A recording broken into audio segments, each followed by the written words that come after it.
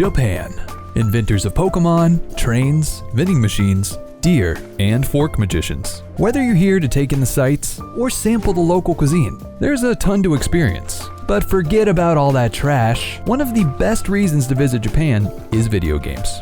Multi-storied arcades, exclusive merchandise, and even themed restaurants can be found in most major cities. It also happens to be an amazing place to pick up some older games, and unlike the US of A, they're usually reasonably priced. For instance, I managed to get a Japanese Wii with Animal Crossing E Plus for under $30. That's half the price of a Switch game, and 3 times the price of this Danny DeVito pillow cover. But as you know from the title, I also picked up a sock's worth of Game Boy games during my last trip, and thought it would be cool to take a look at them together. Some regular Game Boy and some advanced. We'll be looking at 5 games over the course of 5 videos that will probably get 5 views each.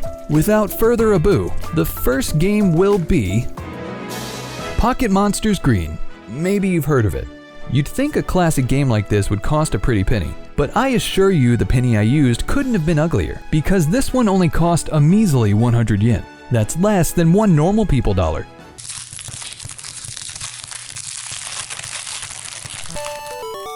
I think I found it while digging around a store called Book Off. You can find those all over Japan. It's more of a general secondhand shop than a dedicated gaming store, but their game selection is usually worth a look or two.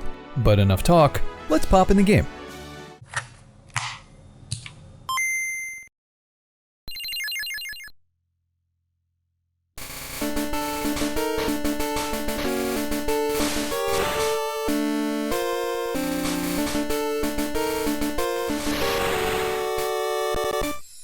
Okay, I'm not gonna sit here and pretend you don't already know what Pokemon is. And yes, this version is extremely similar to Red and Blue. You still walk around, catch Pokemon, hit on Gary's sister, and battle trainers the same way as before. But there are some differences. You see, before Red and Blue were a twinkle in your dad's eye, Pocket Monsters Red and Green were released in Japan, and they had quite a few bugs, besides the usual kind. So in typical Game Freak fashion, a third version was created, Pocket Monsters Blue. This version fixed the bugs and added a couple of other marginal updates, like swapping Pokemon locations. So eventually America received Pokemon Red and Blue, which is built on the framework of Pocket Monsters Blue, but also has some aspects from the original Green and Red. It's confusing.